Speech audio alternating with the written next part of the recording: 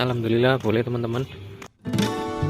Setelah mendapatkan izin dari Bapak Security yang baik tadi, kami pun segera mencari tempat parkir agar bisa bermalam dengan nyaman malam ini.